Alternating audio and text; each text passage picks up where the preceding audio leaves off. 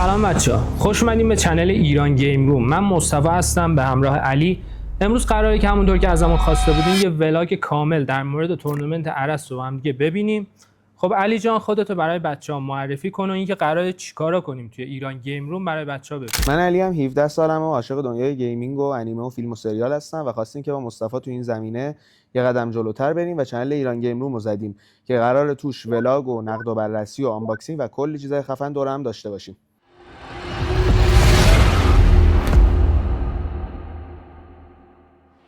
و اما چی شد که ما رفتیم ارس؟ حدودا چهارشنبه شب بود که من نشسته بودم داشتم گیم میزدم، یا گوشیم یه نوتیفی اومد. گوشیمو باز کردم و علی دقیقاً همین پیامو برام داده بود. سلام داداش، خوبی؟ نظرت بریم ارس؟ آره همین پیام برام اومد. بعد منم گفتم که واقعیتش کار داشتم، فرداشو کار داشتم. گفتم که علی واقعیت من کلی کار دارم، فکر نکنم بتونم برسم. بعد حدودا طرفای صبح بود که گوشیمو برداشتم گفتم علی حقیقتا من خوابم نمیبره لامصب، یه کاری کردی که من خوابم نمیبره، ساعت چند بیام دنبالت که بریم ارس؟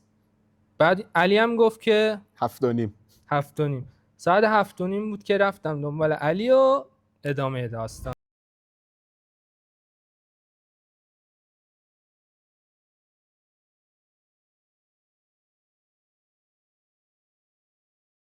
خب علی جان این تورنوفایی که ما رفتیم کلا داستانش چی بود؟ در واقع تورنمنت FC26 بود که 32 تا شرکت کننده داشت و خب این تورنمنت اولین تورنمنت تورنوفا نبود و قبلش چند تا تورنمنت دیگه هم داشتن، ولی استارت لیگ مناطق آزاد بود که اولیش تو ارس برگزار شد و 4 تا مهمون ویژه هم داشتن که مهمونا از مشهورترین چهره‌های ایرانی تو فضای مجازی بودن و علاوه بر جایزه‌های اصلی هم یه گره‌کشی بین حاضرین برگزار شد که قبل از ورود مهمونا اسم‌نویسی گره‌کشی رو انجام دادن و تمام. حدوداً حوالی 10 صبح بود که ما رسیدیم ارس. بعد من محض احتیاط شب یه سری تجهیزات تصویربرداری با خودم بردم، گفتم شاید حالا یه ولاگی هم اونجا با هم دیگه گرفتیم. صبح که ما رسیدیم من گفتم برم با مسئولای تورنوفا، جا داره از اینجا یه تشکر ویژه‌ای هم از تورنوفا داشته باشم، واقعا خیلی تیم خفنی داشتن. من با مسئولاشون صحبت کردم، گفتم که یه سری ولاگ و تصویر ما قراره که بگیریم، اگه اجازه بدیم ما این تصویر رو بگیریم و اونا هم واقعا خیلی تیم خفنی داشتن و ازمون حمایت کردن. واقعا دمشون گرم. آره واقعا. یه آیدی کارت دادن بهمون و یه دونه هودی دادن همینطوری که میبینید و همین تصویرهایی که الان توی همین ولاگ میبینید و ما با اجازه‌ای که تیم تورنوفا دادن برداشتیم و واقعا خیلی روز خفنی بود. خیلی بود. همین بود که بچه‌ها داشتن آماده مسابقه می‌شدن که ما دیدیم که صدای جیغ و داد رفت بالا و ساعت 11:30 صبح بود فکر کنم. آره دقیقاً. یهو دیدیم صدای جیغ و داد رفت بالا و بعد دیدیم که مهمونا دارن از پله‌ها میان پایین و میرن به سمت سن. حالا مهمونایی که بودن کیا بودن؟ میشه سام صابری یکی از مشهورترین چهره‌های ایرانی و یکی از بهترین استریمرها، واقعا خیلی خفنه. خانم مریم خواجوی یکی از بهترین گیمرها توی یوتیوب، خانم رهی یکی از مشهورترین چهره‌های اینستاگرام و خانم ملیکا دیوتی یکی از بهترین کال آف پلیرها اونجا حضور داشتن. آره.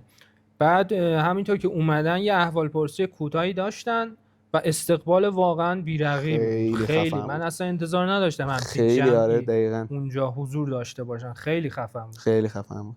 بعد کلی هم میمینا ساخته شد. میمای خفنی. قرار شد که از مهمونا سوالایی بپرسن اونجا کسایی که حاضر بودن و خیلی میمای خفنی درست شد. واقعا خیلی جالب بود. عالی بود واقعا میما. علی اونجا من یه صحنه دیدم که خانم رئی یه عروسکی داشتن، چستر بود اسمش فکر کنم. دوستان بریم پایین دیگه. خب دوستان برم پایین دیگه. مالستایی نهیم. خب طرفداران لیورپول خیلی راحت خیلی تئاتر گرفته. به دختر خانمی دادن، هدیه دادن فکر کنم. چی بود جریانش؟ خیلی صحنه غمگینی بود. آره واقعا دراماتیک بود. خیلی من خودم دراماتیک بود اصلا. بعد یه جا قرار شد که از خانم رهی و خانم مریم خواجوی مصاحبه‌ای گرفته بشه. آره. بعد بچه‌ها که ریختن چند از بچه‌ها اومدن و عکس یادگاری خواستن بگیرن با خانم رهی. و خانم مریم خواجوی.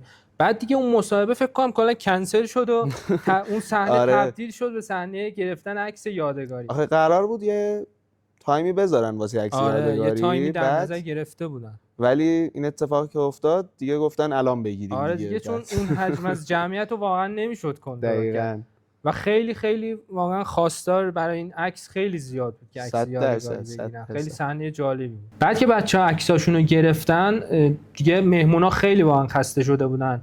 مهمونا قرار شد که برن بک استیج و یه بریک و استراحت کوتاهی داشته باشن و مسئولای منطقه اومدن و یه صحبتی داشتن. جناب آقای وزیر بود و منطقه آزاد، رئیس منطقه آره آزاد، رئیس کل منطقه آزاد ارس اومدن و یه توضیحی در مورد بازی‌های رایانه‌ای داشتن که فکر کنم برای اولین بار بود که همچین توجهی به این قضیه توی منطقه آذربایجان میشد. واقعا خیلی جالب بود این قضیه. بعد قرعه کشی انجام شد و جوایزی که برای حاضرین در نظر گرفته بودن بینشون پخش شد.